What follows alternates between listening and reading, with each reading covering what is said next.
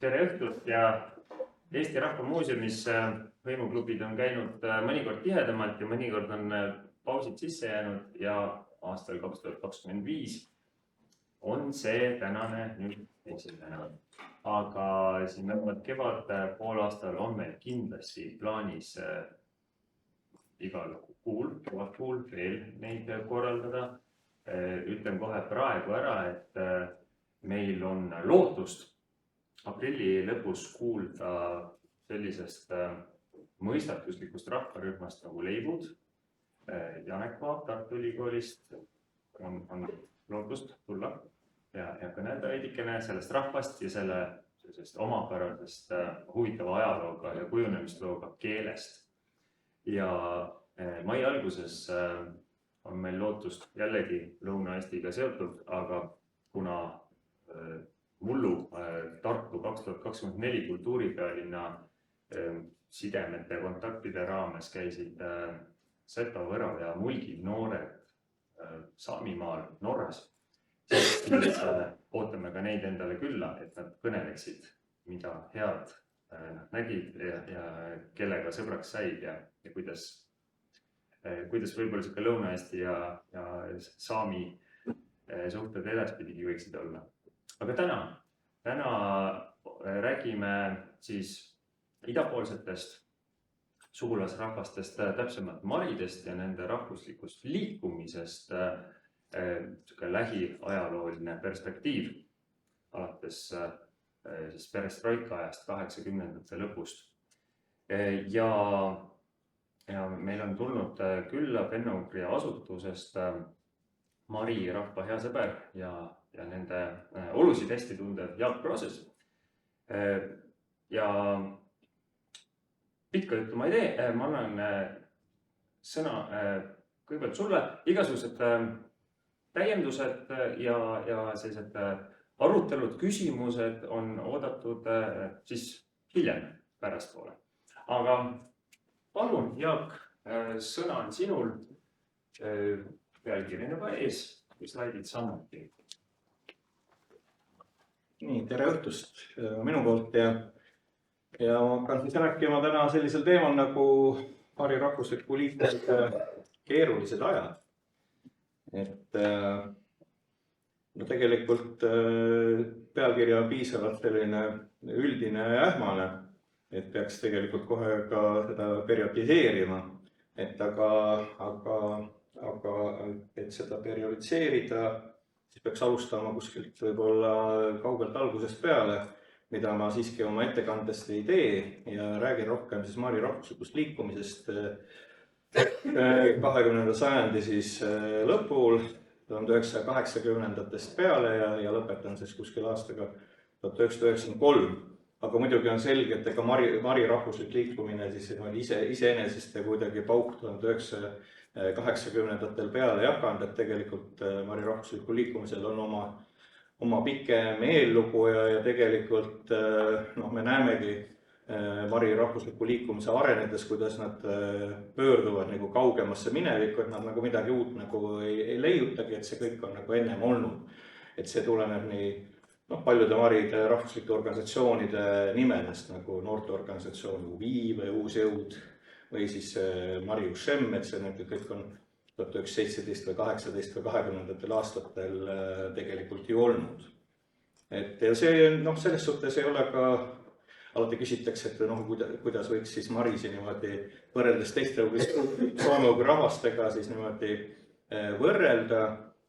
Tegelikult peab ütlema, et kõik Venemaa Föderatsiooni soome-ugri rahvad pöörduvad nendesse aastatesse 1917 kuni 20, kõikides oma nõudmistes, soovides, unistustes isegi, et see on nagu, mis iseloomustab teisi. Võib-olla Maride rahvusliku liikumise võib-olla suurimaks eripäraks on siis Tatarimaa lähedus ja teatavad mõtteviisid, mis siis tulevad Tatarstanist või tatarlased on võib-olla võrreldes teiste nende rahvastega suhteliselt modernsem rahvus. Ütleme, tatarlasi on palju ka linnades, mitte nagu marid on ikka selgelt agraarühiskond ja linnadesse tulevad marid alles 50-ndatel, 60-ndatel aastatel. Nii et tegemist on küllaltki siis maarahvaga ja niisugused rahvuslikud ideed külades niivõrd ju ei levi. Nii et aga siis see Tatarimaa lähedus ja tatarlased on siis näha nagu selliseks käilakujuks ja mingil määral ka baškiirid muidugi. Aga natukene võib-olla pärast hiljem ma räägin nendest eripäradest veelgi, aga see oli võib-olla kõige suurem eripära. Ja nagu ma rääkisin siis, et ma hakkan rääkima 1980-ndatest, et mis on nagu väga oluline siis organisatsioon Mari rahvusliku liikumise juures on siis noorteorganisatsioon UVI, uus jõud, kes siis oma nimetuse võtab ka ühest kirjanduslikust almanahist või ajakirjast, sealt tuleb see nimi 20-ndatest aastatest. Aga siis jah, et 1985, miks see 1985 niimoodi sulgudes on, tegelikult võiks ka panna sulgudesse veel 1986, siin on probleeme selles, et üks asi, millal tegevust nagu alustatakse, aga teine asi, millal organisatsioon või mingi asi registreeritakse. Ja siin võivad olla tihtipeale päris suured vahed, et nad pidid siis ju kõik need rahvuslikud organisatsioonid pidid ennast kuidagi registreerimist tehti reeglina takistusi, väga kiirelt ei saanud keegi ennast registreerida ja mõned organisatsioonid tegutsevad tänapäevalgi niimoodi, et nad ei ole õieti registreerunud. Nii et sellepärast siis, aga 1985 on kohta olnud märgiline. Ma olen võtnud ka mõne inimesega siin, kes on nimed välja toodud, Gennadi Gordejevilt, Vladimir Kozlovilt, olen võtnud ka intervjuud ja Abdullovilt ka tegelikult. Et jah, et 1985 on siis niimoodi, et Moskvas siis õppinud, näete, siin on niisugused tegelased, Vladimir Kozlov lõpetab Moskvas kirjandusinstituudi, Juri Paigusin samamoodi, Gorki nimelisega kirjandusinstituudi, Tamara Krasnova, Oleg Kirkabaev, need on näitlejad, neid näitlejaid oli tegelikult veel rohkemgi. Aleksandr Abdullov ja on Ida Mari Baškortostanist, Gennadi Gordejev on parem ka rajoonist, mille enamikkond on siis pooleldi tatarlased, pooleldi marid. Ja valdavalt domineerib aasta 1960. Tegemist on siis eakaaslaste, mõttekaaslastega. Ja just need käivitajad on Moskvas siis Kitise või siis kirjandusinstituudi lõpetanud inimesed, kes siis leiavad seda, et aga mari keelt ja kultuuri tuleb rohkem propageerida noorte seas ja hakkavad korraldama siis selliseid kirjanduslikke õhtuid, kirjanduslikest õhtutest arenevad välja siis ka muusika õhtud ja hakatakse kasutama ka siis, mis on maride eripära, siis tantsuõhtuid, mis on nagu siis väga olulisel kohal siis kogu selle mari rahva konsolideerimise juures, just need mari tantsuõhtud, mille algus siis on ka just 85. 86-7 aasta. Ja nagu te siis tähele panite, siis minu kõnes käis läbi siis Moskva, no selleks ongi see linnakultuuri niisugune, et need on just Moskvas saanud haridust inimesed.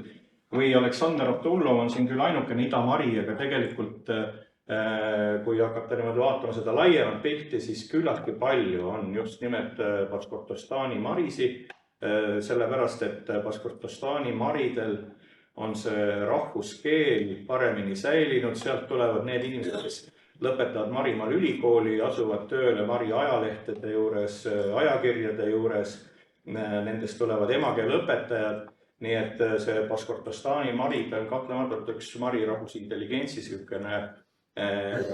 kasvulava.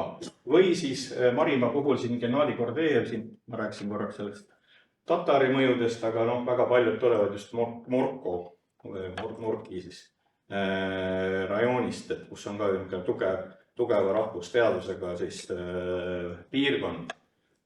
Mari Vabariigis.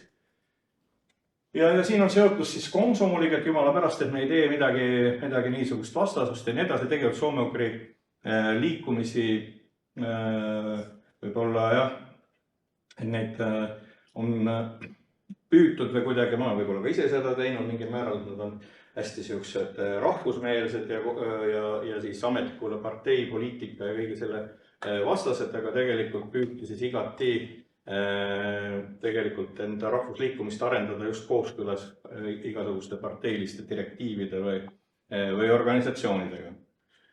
Ja siin siis Aleksandr Abdullov, tema asubki tööle tegelikult Komsomolis ja temal on ka neid orgunni võimeid, ütleme siis niivõrd palju, et tegelikult vahepeal see UVI kannab ka ühte teist nimetust, et ka registreeritakse kui Komsomoli mingi aruühing. Aga siis lõpuks see registreeritakse siis Komsomoli juures tõepoolest. Ja see 1989 on tegelikult kõige levinum aastaarv, kui öeldakse, et millal on UVI asutatud, siis 1989. Huvitaval kombel, et just nimelt registreeritud siis 24 veebruar. Et see on märgiline lugu. Aga siis, mida nad siis teevad, sellest oli mõnevõrra siis juttu, et jah, niisugused suured üritused, aga huvitav on see, et aga tekivad siis sellised töögrupid, kuhu kuuluvad siis niisugused väga niisugused ka teadlasi, ajakirjanikke, niisugused lektorite tasand koolides käiakse, kirjandusklubi, lauluklubi, nii et ja välismaridega suhtlemise sektsioon, see on just sellest, et tegelikult 50% maridest elab väljaspool Mari Vabariiki. Et see on ka üks maride eripära, nagu ka mordvalaste puhul, et enam kui pooled elavad väljaspool oma vabariiki. Ja tõepoolest see UVI tegevus on vägagi efektiivne, näete, liikmeskond kasvab ja esimeseks esimeheks saigi hoopiski lavastaja siis Oleg Erkabajev. Ja hiljem siis Abdullov ja Vladimir Kozlov. Nii et, ja mida see UVI siis teeb, ma vaatan, kas siin on see põhikirjaline tegevus. No, et tema tegevus tulebki siis vastavalt siis põhikirjale, on siis just populariseerimine. Eelkõige siis, nagu te näete, niisugune kultuuriline suunitlus. Ja tegelikult nagu ei tuntagi muret nagu mari keele olukorra või ütleme mingite niisuguste poliitiliste ja selliste asjade pärast. Nii et see nagu ei ole selline teema, aga see teema areneb väga kiiresti välja, nii et alguses selgelt niisugune kultuuriline joon, kultuurilis-hariduslik selline joon ja muidugi see almanah ka luuakse. Aga mis on siis selle UVI nagu niisugused suured teened tegelikult, et Marimaal tekib noorteteater, noorsooteater. Marimaal tekib, luuakse ajaleht Kugarnja.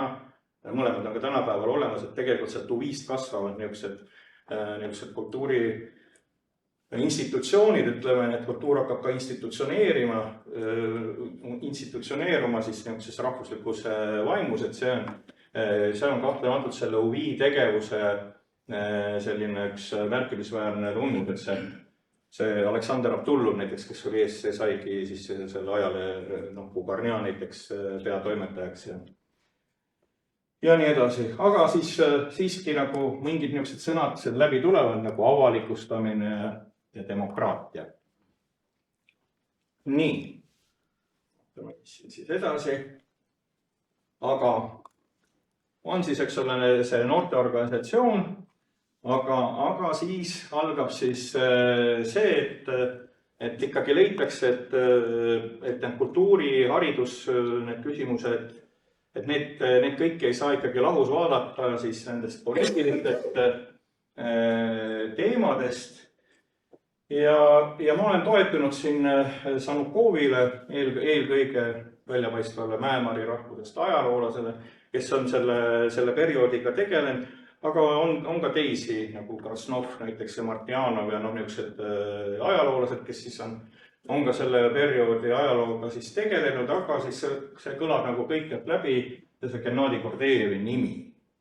Et on ülimalt oluline, kes tegelikult me näeme väga kiiresti taandub kogu sellest Mari rahvusliikumisest, kes on tegelikult kirjanik, dramaturg ja tema on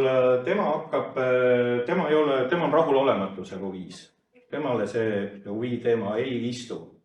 Tema leiab, et Mari rahvas peab märksa paremini organiseeruma ja edasi. Et see on tema nagu see seisukoht ja tema loeb neid ajalehti ja temale jõuab see informatsioon, mis toimub siis Eestis ja Lätis. Ning ja ta käis siis igal pool nendest asjadest rääkimas, just see Eesti Rahvarinde tegevus on väga oluline. Tihtipeale muidugi hiljem on öeldud, et see oli hoopis leedulaste sajudis ja nii edasi, aga siis Sanukov näiteks ütleb, et Rahvarinde tegevus ja muidugi eestlaste eeskuju on ka teistele väga sümpaatne.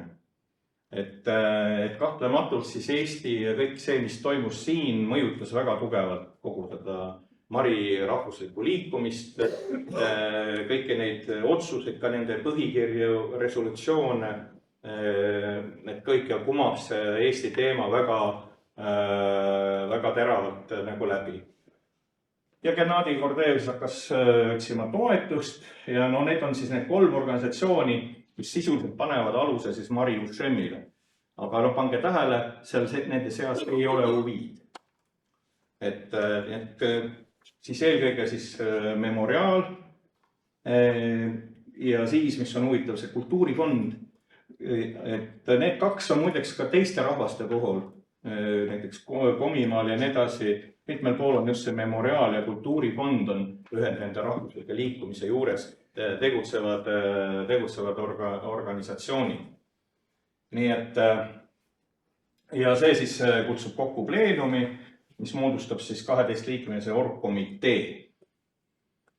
Aga tegelikult, mis on nagu Mari liikumise siis eripära, et tegelikult ilmselt võib arvata, et on olemas ka mingi alternatiiv toimkond, millest ma siis natukene hiljem ka räägin.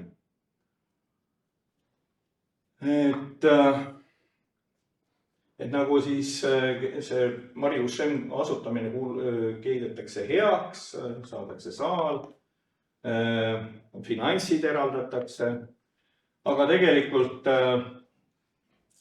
on mingid eeltööd käivad ka nendes raamides, mis ei ole siis nagu Mari siis ütleme kommunistliku partei ja valitsuse heakskiidu saanud. Et ega muidu ei oleks siis Eestis, nagu te näete, siis järgmine, et millegipärast tekib 2 põhikirja ja tekib 2 programmi. Et kui teistel Soome rahvaste rahvuslikel liikumistel on niimoodi, et see eraldumine ja opositsioon, et see tekib hiljem, eelkõige siis 93-94, siis Marimaal on kohe algusest peale 2 sellist suunda ja nii toimub siis ka Mari Ušemiga. Ja kindlasti 23. jaanuar 1990, et kui seal oli orgkomitee detsember 89, see ei ole võimalik, see on, et on selge, et see teine jõud tegutseb samal ajal, aga seda ajalooliselt näiteks Sanukov sellest ei kirjuta.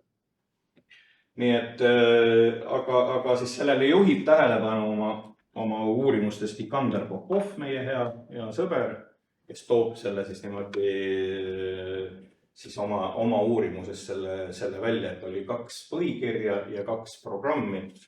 Et põhikirjadeks sellest ma natukene räägin, aga programmidega üle läks vaidluseks ja jauramiseks niisuguseks, et tegelikult esimesel Mari Ušemi kongressil programmi vastu ei võetudki.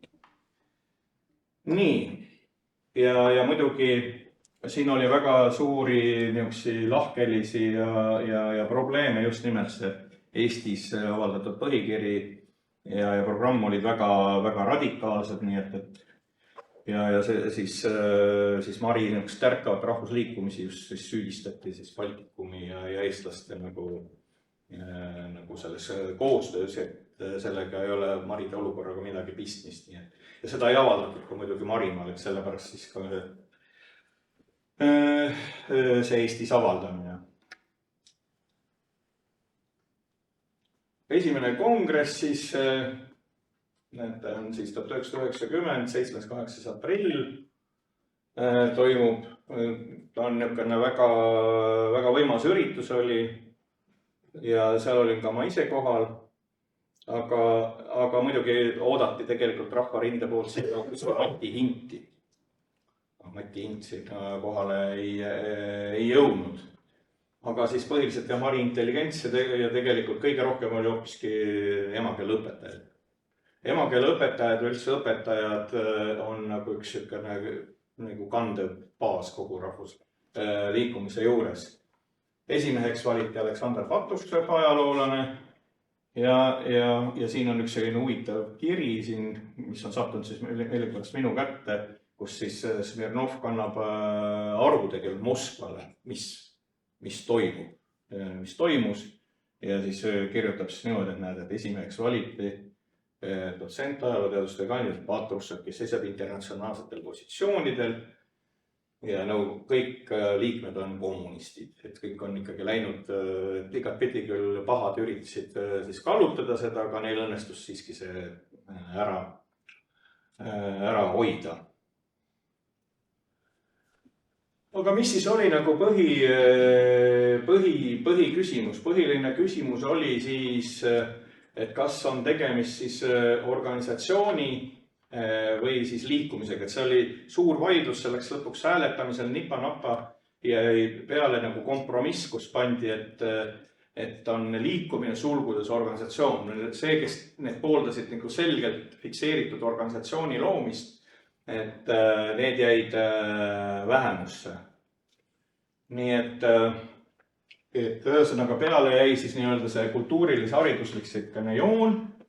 Ja nüüd see põhiline jauramine käis selle põhikirja üle. Põhikirja hääletati lõputult neid erinevaid neid lõike läbi. Ja siin ma siis ütlen, et mis siis jäi nagu preambulasse, et Mari Ussem toetab aktiivselt NLKP rahvuspoliitikat tema programmi printsiipide koha pealt, et lähtub NSV Liidu konstitutsioonist. Aga mida näiteks kohe välja lükati, oli seadusliku initsiatiivi õigus või et ei tohi vastu seista seadustele ja uues põhikirja projektis on võimalik korraldada miitinguid ega demonstratsioone, viia läbi demograafilisi, sotsioloogilisi uurimusi ja muude küsitluste korraldamist. Ja muidugi roogiti välja kõik, mis on inimõiguste järgimine ja Mari Ussem, et ei mingit poliitikat, siis ei mingit valimiskampaanias osalemist. Et selline siis sükene põhikiri ja need põhikirja, need erinevused olidki siis Tallinna põhikirjas oli kogu see partei, kõik need olid juba halastamatult välja roogitud tegelikult. Neid punkte selles põhikirjas ei olnud, aga see põhikiri, mis ilusti avaldati eelnevalt enne kongressi toimumist, et seal olid need punktid siis ilusti sees. Et selline lugu, kus oli väga huvitav jah, et kogu see siis Mari ajakirjandus tuli ju kaasa selle kongressi korraldamisega, nii et enne kongressi kõik kongressi materjalid olid avaldatud nii Mari kui ka vene keeles. Nii, järgmine huvitav organisatsioon Mari rahvusliku liikumise juures on siis Kugesem Lande esivanemate maa. Ja see on huvitav kombel ka selline organisatsioon, millest tegelikult Mari ajaloolased lähevad küllaltki palju mööda või mainitakse teda üsna vähe. Aga organisatsioon on selge nimetusega esiteks organisatsioon, ta on ühiskondlik poliitiline organisatsioon ja tema üks vedureid siis on Valeri Veršin. Et mees, kes on tegelikult ju Maarja Maristi tegelikult ju kavaler ja tegelikult mees, kes tegelikult organiseerib eestlaste iseseisvuse toetuseks üle 1000 allkirja kogumise. Et selle eesotsas on siis Valeri Vershini.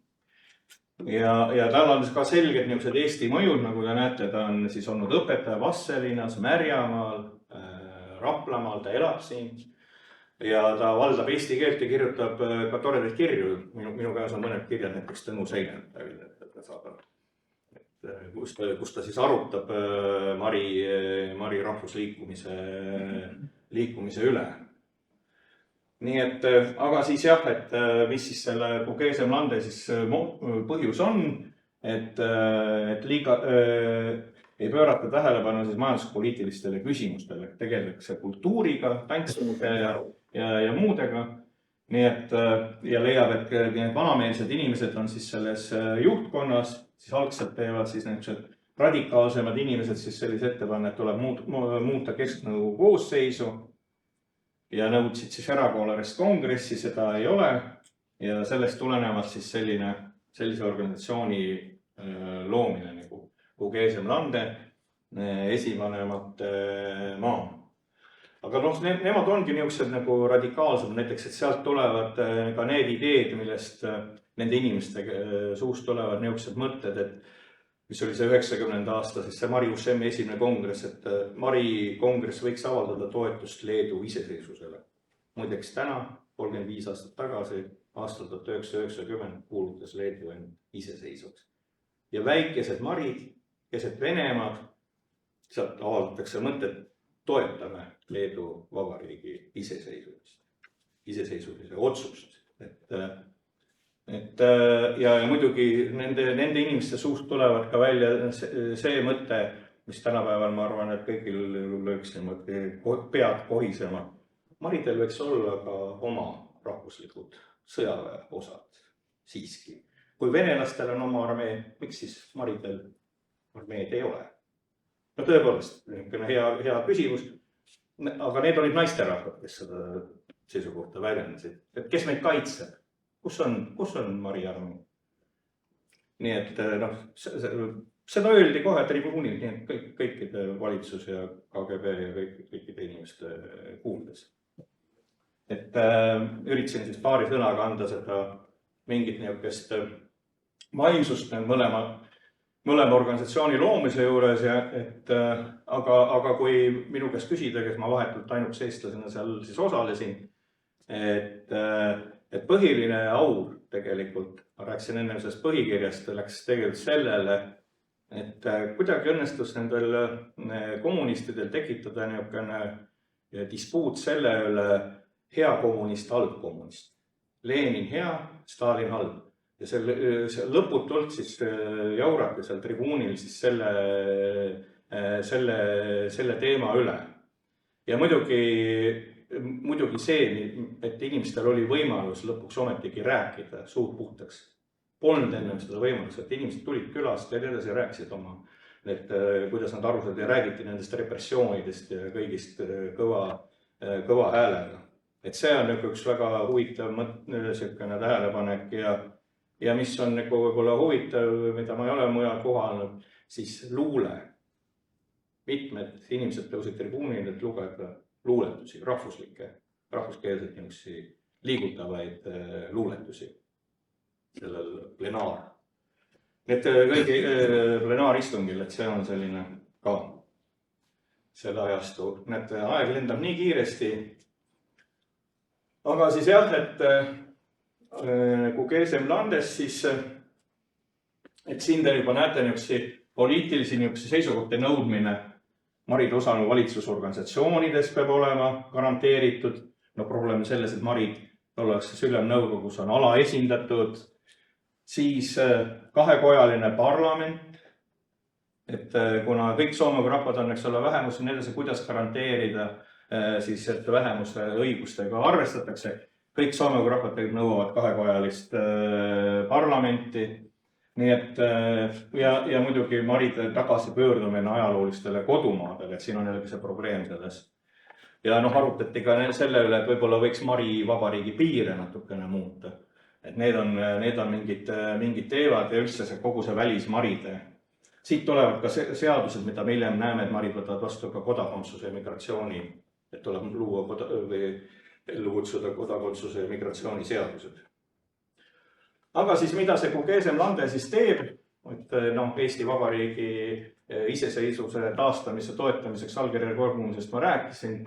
Aga mis on tema üks suurimaid teeneid, on see, et ta paneb aluse siis Mari loodususuorganisatsiooni loomisele. Vot see on täiesti selline uus teistele nähtus, mida siis teiste Soome rahvaste praktiliselt ei ole või tuleb tunduvalt hiljem. Muutidel kuskil hakkab 93-94, aga Marid väga selgelt siis võtavad siis sellise suuna, ja selle üle arutatakse väga palju, mis oleks vaba kristlikest kihistustest. Et püüti siis võimalikuks taastada seda niisugust autentsust, ohvriloomade toomist ja nii edasi. Ja see on niisugune, mis on oluline, sest see organisatsioon oma muutunud kujudel on ka tänapäeval täiesti olemas ja aktsepteeritud niisugune organisatsioon. Ja peakardiks siis sai Aleksander Jusurkain, jällegi Ida-Mari Baskortostanist, niisugune ikkagi vägagi väljapaistev Mari kirjanik ja meie mõistes siis nagu meie looming ja nii-öelda selle samalaadse ajakirja peatoimetaja ja nii edasi üldse kogu see Jusurkaini suguvõs on huvitav, see on eraldi teema, kus ka see nimetus juurde tekib, aga sellest võib siis teinekord rääkida pikemalt. Nii. Nüüd, mis on oluline, on siis veel järgmine Mari Ussemi kongress.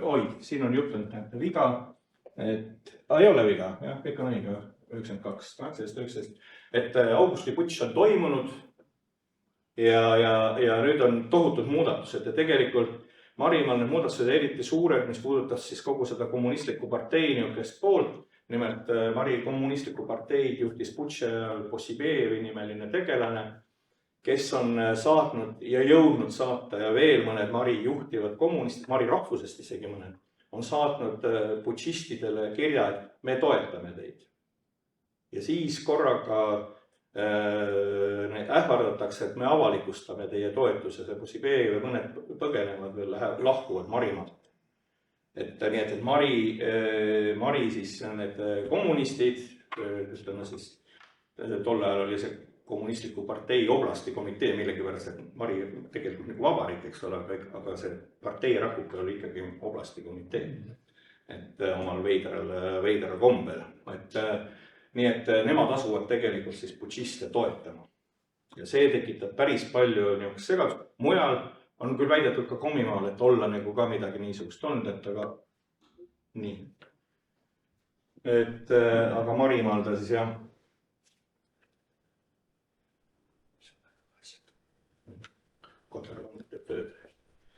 Nii. Aga siis jah, et nüüd on siis uus põhikiri ja nüüd siis kaovad muidugi kõik need viited igasugustele komparteidele ja nii edasi ja leninismile igasugused viited kõik ära. Maride pool, mis on muidugi oluline mitmel pool, murtidel on seda, aga näiteks komidel ei ole, on igasugused isemajandavad ettevõtted. Maridel tahavad kogu aeg seal ettevõtlusega hirmsasti rahvuslikud suveneerid, kõik siuksed teemad, Maridele need teemad neile väga meeldivad. Ja nad leiavad nende ettevõtete loomine leiab kajastamist nende kongresside siis dokumentatsioonides. Aga siis etteotsa tõuseb ja kes on, ütleme siis kogu 90. aastat kõige märkimisväärsem niisugune tegelane Vassili Bektejev, kes on väga mitmekülgne mees tegelikult. Ta on siis Mari Šketani nimelise draamateatri kunstiline juht, on ka lavastaja, ta on näitleja, muusik, luuletaja, ülimalt mitmekülgne mees ja tegelikult ülimalt populaarne mees. Et tema tõuseb siis sellel Mari Ussemi teisel kongressil siis etteotsa ja tegelikult organisatsiooni juhtkonnas toimuvad ka suured muudatused. Nii et ja siis, vaatame, see mul peast juba selline. Nii, ja nüüd lõpuks siis võeti vastu siis see programmis enam midagi uut väga ei olegi, et ma korraga vaatasin, et nad on võtnud vastu samasuguse programmi nagu Tallinnas trükitud oli. Suuri erinevusi ei olnud. Aga siis jah, need resolutsioonid, et no mida siis nõutakse, professionaalse Mari parlamendi moodustamine, kahekojaline, siis siin nõutakse Mari kesknõukogul oleks õigus seda veel moodustada, Maride osakaal peab olema siis arvestatud, siis riiklik komitee tuleb luua, ministeeriumi õigust, tegelikult see on nagu paljudes kohtades tekib rahvuspoliitika ministeeriumis nimelt 92 keeleseadus, muidugi riigikeeleks mari keel ja ametite, marid nõuavad väga tugevalt just seda, et ametite nimistud, kus on mari keele valdamine kohustuslik. Ja ainukese soome kui rahvana tegelikult nõue mitmes dokumentatsioonis üleminek ladina tähestikule. Teistel puudub see nõue. Ja samuti raadio- ja telesaadete mahu otsustav suurendamine ka, millegipärast teistel puudub. Ja huvitav komme ka sotsioloogilised uurimused, näiteks mis on Murtide või Mordor ja nii edasi. Nad on täiesti rahul sellega, kui saavad 2 tundi oma emakeeles telesaateid näiteks vaadata. Aga maride puhul jah, siis selline nõue, millest ma üldse nagu ei ole rääkinud, tegelikult igal pool on ka need soome kui rahvaste koostööd puudutavad punktid tegelikult ka väga olulisel kohal. Aga see on täiesti eraldi teema, nii et selle ma jätsin taotluslikult tegelikult välja. Aga maride puhul tuleb arvestada seda, et kahtlematult soome-ugri alase kultuurialase koostöö ja noorte on just see mari, kus toimub kõige rohkem neid soome-ugri üritusi ja nii edasi, nii et tegemist on rahvaga, kes pööras märkimisväärselt tähelepanu soome-ugri rahvaste rahvusliku liikumise arendamisele. Et sellisel kujul teised soome-ugri rahvad võib-olla komid kasutavad seda poliitilises aspektis, aga marid kahtlematult võib-olla kultuurilises mõttes. Ja järgmine siis selline oluline sündmus siis on siis Mari rahva 3. kongress. Ja Bektejev jällegi saab esimeheks. Seal moodustatakse siis esimest korda selline nõukogu, suur nõukogu 54 liikmeline ja omakorda 9 liikmeline presiidium. Ja siin põhimõtteliselt midagi siin nii väga uut tegelikult nagu ei olegi, aga räägitakse inimese määramise õigusest ja ühesõnaga ta üritavad siin oma staatusele rõhutada. Väga palju Mari kongress võtab eeskuju Komi. Komi rahva kongress on kõige esimene tegelikult üldse Venemaa. Kõikidest rahvastest kõige esimene rahva kongress ongi Komi oma. Ja siis on näha, et kui võrrelda siis dokumentatsioone Komi kongressi ja Mari oma, siis me näeme, Marid on päris palju maha vitsinud, ütleme nii. Aga siis, mis siis, ütleme, see õhustik on ikka 92 väga selline raske. Et eelkõige konfliktid tekivad ka Vene rahvuslus hakkab välja tulema, Vene demokraadid. Muideks kõlab kuidagi kummaliselt muutuvad mitmel pool, muideks soome-ugri aladel astuvad rahvusliikumiste vastu. Selleks, et nendele ei meeldi, et nendele rahvastele antakse mingeid eriõigusi, me otsustame demokraatlikult ja nad ei taha teada mitte midagi sellest, et eriti nad on vastu, mida tegelikult rahvuslikud liikumised nõuavad näiteks ülikoolide sisseastumistel, et marid või murdid saaksid mingid lisapalle või mingeid soodustusi, rääkimata nendest ametikohtadest ja nii edasi, nii et need demokraadid tihtipeale muutuvad nende rahvuslike liikumiste väga kurjadeks vaenlasteks omal paradoksaalsel kombel, aga muidugi igal pool tekivad niisugused liikumised nagu Russ, kes on siis tihtipeale mingi vene niisugune selts, mõnel pool on isegi üritanud udmurdid näiteks ära hoida niisuguse tugeva vene see teket, me asutame ise seda Russi.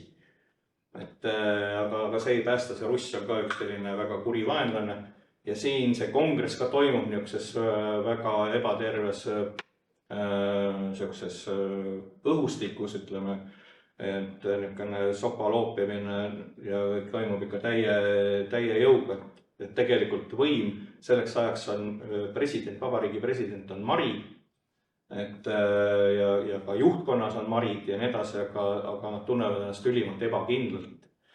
Et see on siis selline eripära, jah. Aga natukene siis, et jah, et mida siis nõutakse, nagu näete, täiesti uskumatult niisugused tuumarelvade väljaviimine, sõjaväeosade isikkoosseisu piiramine, migratsiooni ja kodakondsuse seadus, et nendele meeldi Vene migratsioon, tal on vaja ka kodakondsus fikseerida, et ma ei tea, tänapäeval Putinile vist niisugused punktid väga võib-olla ei meeldi. Nii et, aga siis samuti ka ERO, see on jutt siis esinevate rahvaste organisatsioonist, et nad soovivad astuda. Aga kui me tagantjärgi vaatame, et nad esitasid võimsaid nõudeid küll, aga mis siis täitunud on, et siis praktiliselt midagi täitunud ei ole. Aga jah, Mari keeled, Mäe ja Niidu on riigikeeled. Ja üks nõue, mis on nagu Maride eripära, on kogu aeg võitlus Tšeboksarõ hüdroelektrijaamaga. Probleem on siin selles, et kuskil 70-ndatel või 80 algus, ma ei mäletagi, ujutati siis veetaset tõstes 5000, meie on siis umbes Pärnumaa suurune piirkond veega üle ja väga paljud Mari külad jäid vee alla ja ähvardati veel tõsta veetaset. Nii et see hüdroelektrijaama teema käib kõikidest dokumentidest väga tugevalt läbi. Nii, aga siis jah, et natukene siis, mis siis edasi siis saab peale kongressi, et mis on siis, ütleme, siis kogu rahvuslik liikumine nagu politiseerub, Maride osakaal ühiskonna elus kasvab. Ja Marid võtmepositsioonid, Maridel on muideks ainukese soomega rahvana ametis siukene mees nagu riigisekretär. Riigisekretär on välisminister. Mitte kuskil mujal seda ei ole. Aga kõik need, ütleme, rahvuslikus plaanis võtmeministrid, haridusminister, kultuuriminister, rahvuspoliitikaminister, mingil ajal läksid nad kokku. Et igal pool olid Marid, nii et ühespärast võib mõtelda nii või naa, et kas Marid osteti võim ostis Marid ära või Marid tõesti saavutasid selle, et ei jäänudki midagi üle. Nii et anda Maridele siis vabariigis kätte sellised positsioonid. Aga siis jah, et 93 toimuvad siis valimised. Ja Mari Ušen saavutab 15% häältest, see on absoluutne maksimum, mida üks rahvuslik liikumine üldse saanud on. Ja siis see Gennadi Maksimov saab ka siis, valitakse sinna parlamenti. Nii et ja mida Marid veel saavutavad, põhimõtteliselt nad saavutavad siis selle, mis vastab tegelikult rahvuslikule struktuurile Mari vabariigis, et Maride osakaal vabariigis ongi umbes 43 ja Mari parlamendis on nüüd ka 43. Tavapäraselt on nii, et see protsent on 20 ümber, ütleme nii. Ja kõikidel välja arvatud komid jällegi on mõningad erandid, aga teistel on see tunduvalt madalam, nii et millest tuleb siis, võib teha sellise järelduse, et Marid või murdid ei vali murte ja Marid ei vali Marisi juhtorganitesse. Ja spiikriks siis saab Anatoli Smirnov, selle peeti siis väga suureks võiduks, sellepärast, et siin saalis on keegi, kes mäletab Juri Vinakovi, kes võib-olla venelaste, ütleme isegi kommunistlike jõudude, kes tegelikult omast seal suurt ülekaalu, ja mõttekaaslasi, ja seda ma siiamaani ei tea, kuidas õnnestus Anatoli Smirnov saada siis selleks spiikriks. Ja Maride edusammudel jätkuvad, et tuumasse siis Anatoli Popov ka majandustegeleb. Nii et nüüd te näete kuidagi, et nendesse juhtorganitesse väga palju nüüd siin majandusinimesi. Et see sama Vassili Bektejev näiteks, ja seal on mõned teised marid, kes on nagu väga aktiivsed ka rahvusliikumisliikumis, kes püstitavad hariduse ja kultuuri nõuded, siis Mari elanikkond ei saa sellest aru. Nad hääletavad parlamenti teisi inimesi. Bektejev saab lüüa Ukraina juurtega Vene kolhoosi esimehed, kes lubab külla teid ehitada ja saab oma kodukandis, kaotab hääletuse. Aga siis jah, just niisugused majandusinimesed leiavad siis koha kõrgetes riigiametites. Ja Marius Šem muidugi on olnud niivõrd ikkagi tegus, et kui olid presidendi valimised 91, et siis nemad ei toetanud tegelikult Sootini. Toetasid seda Popovi. Sootini taga oli tegelikult nomenklatuur. Sotin oli ise, kellest sai esimene Mari president, oli tegelikult selle oblastikomitee teine sekretär. Nii, aga siis Marid jõudsid ka tegelikult lausa oma ikkagi ka nimetusega partei moodustanud. Teised Soome rahvad ei jõudnud oma partei. Kui see Torjamos mõistlikuks parteiks muutunud. Aga sel parteil enam siis neid niisugust edu siis ei olnud. Nii et jah, et selline oli siis minu niisugune ülevaade siis sellest Mari rahvuslik liikumisest. Läks võib-olla natuke kaua, aga püüdsin niimoodi hästi kiiruga siis seda ülevaadet teile anda. Nii. Aitäh!